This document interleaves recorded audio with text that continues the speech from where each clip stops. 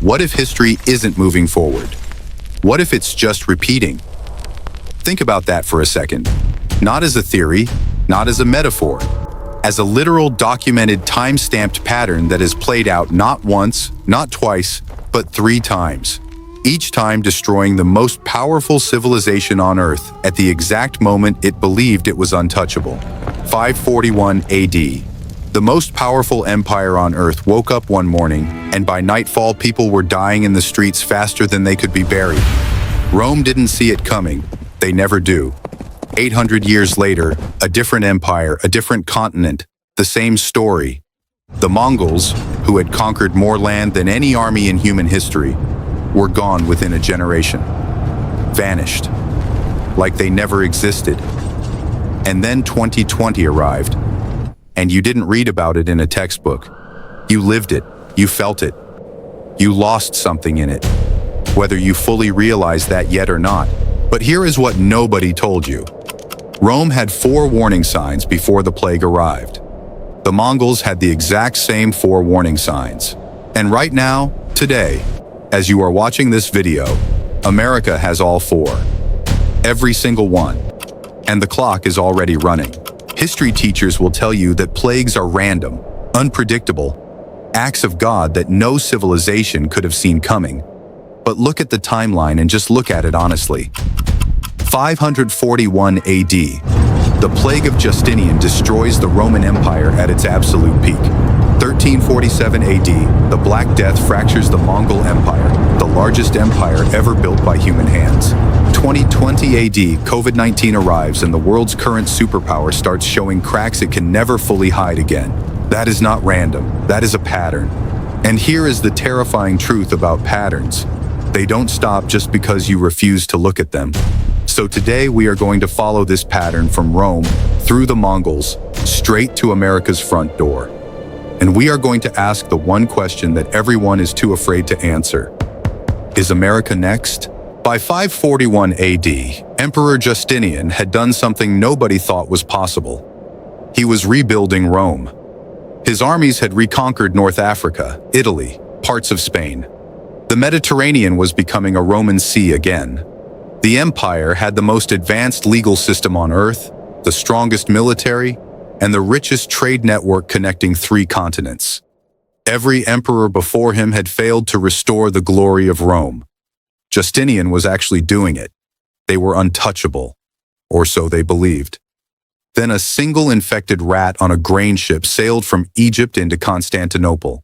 Just one rat, one flea, one microscopic organism that nobody noticed, nobody tracked, nobody stopped. Within 4 months, 5,000 people were dying every single day in that one city alone. Not the empire, just the city.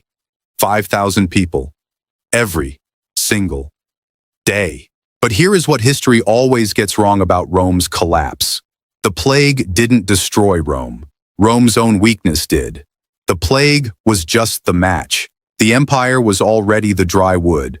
Overextended borders bleeding money, a bankrupt treasury that couldn't pay its own armies, and a population that had completely stopped trusting its own government long before the first body hit the ground. The plague arrived and Rome had nothing strong enough on the inside to survive the test. Within 1 generation, every single territory that Justinian spent his entire life, his entire fortune, and hundreds of thousands of lives recapturing was gone. Forever. The most powerful comeback in Roman history, erased in a single generation. Not by an enemy army, not by a superior civilization, by a rat on a boat. Now here is where the pattern gets uncomfortable. Because what destroyed Rome was not unique to Rome.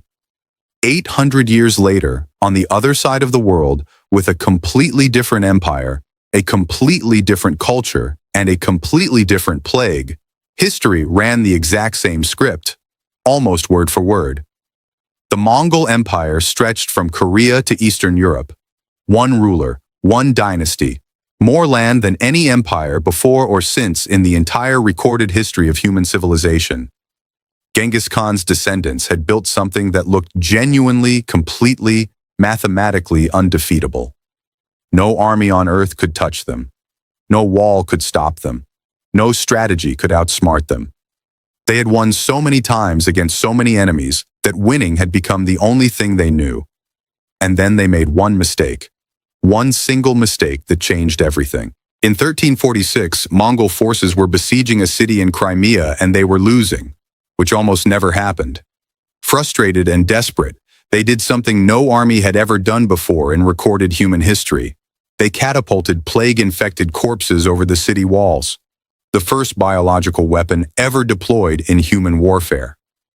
They thought they were being clever. They thought they were winning. But the disease escaped their control completely. It traveled the Silk Road, the very trade routes the Mongols themselves had built, the infrastructure they were most proud of, the network that represented the absolute peak of their power. And within 3 years it had killed 60% of Europe's entire population. The Mongols didn't just unleash a plague on their enemies. They unleashed it on the entire world, including themselves. The greatest empire in human history was not defeated by a stronger enemy. It was not outsmarted by a better general or a superior strategy. It was defeated by a flea, the same flea Rome never saw coming. The same flea that is always, without exception, too small to take seriously until it is too late. And the empire that once stretched across 2 continents fractured, weakened, and was slowly absorbed by the very civilizations it had once dominated. Gone. Because of one desperate decision made outside a city wall in Crimea that nobody even remembers the name of today. Now let's talk about the 4 cracks. Because both Rome and the Mongols had them long before the plague arrived. These were not secrets. They were not hidden in classified documents or buried in academic papers. They were visible to anyone willing to look. The plague didn't create these weaknesses. It simply revealed them, exposed them, held them up to the light and said, "Look at what you built. Look at what you ignored." And America right now has every single one. Crack number 1 is overextension. Rome had too many borders to defend and too many wars bleeding its treasury dry simultaneously. America currently has active military operations in over 80 countries. 80. And when COVID arrived, the world's most powerful military, when with a defense budget larger than the next 10 countries combined, could not source enough masks for its own nurses. The country that put a man on the moon was rationing garbage bags as protective equipment in its own hospitals. Think carefully about what that actually means. Crack number 2 is inequality. In Rome, when the plague hit, the wealthy retreated to their countryside villas, while the poor died in the streets with nowhere to go and nothing to fall back on. During COVID, American billionaire wealth increased by 70% in a single year. Meanwhile, essential workers, the people keeping hospitals running, stocking shelves, delivering food to everyone staying safely at home, had no sick leave, no health care, and no option to protect themselves. They kept the country alive and paid for it with their lives. Rome's wealthy survived the plague. The poor did not. 2,000 years later, same plague, same result, different zip codes. Crack number 3 is institutional distrust. Roman citizens had stopped believing that their Senate could protect them long before the plague ever arrived. That distrust meant no coordinated response, no unified action, no collective survival instinct when it mattered most. After COVID, American trust in the CDC, the FDA, and the federal government hit the lowest levels ever recorded in modern history. Not low. Historic lows. A country that cannot agree on whether a virus is real does not have a virus problem. It has something far deeper, far older, and far more dangerous than any plague that has ever existed. Crack number 4 is supply chain dependency. America discovered mid-pandemic that it could not manufacture its own masks, that it depended on China for 80% of its pharmaceutical ingredients, that the most powerful nation on earth had outsourced so much of its own survival that it was completely exposed the moment the global system it depended on stuttered for even a few weeks. The Mongols built the Silk Road, and it carried their destruction directly back to them. America spent decades building global dependency, and COVID exposed every single vulnerability it had been quietly accumulating and carefully ignoring for 30 years. 4 cracks. Rome had them, the Mongols had them. America has all four. The pattern is not broken. It never breaks. It simply finds a new address, knocks on a new door, and asks the same question it has always asked. Are you strong enough on the inside to survive what is coming from the outside? But here is the part that changes everything. The part that gets left out because it is harder to package than fear. Plagues don't just destroy civilizations. They decide who comes next. When Rome collapsed, the Islamic Golden Age rose from the rubble. 500 years of science, mathematics, astronomy, and medicine that pulled humanity forward in ways Rome never could have imagined. When the Mongol Empire fell, the Renaissance exploded from the ashes of medieval Europe. Art, science, individual freedom, the printing press, the modern world itself, all born from that chaos and collapse. Destruction and creation have always moved together. They always will. So the real question was never just whether America falls. The real question is what rises from the pattern this time. Who inherits the momentum? Who was quietly building while the current superpower was distracted, divided, and declining from the inside out? Rome thought it was different. The Mongols thought they were different. We had satellites, vaccines, and the entire history of human civilization available in our pockets. And we repeated every single mistake anyway. Every one, without exception.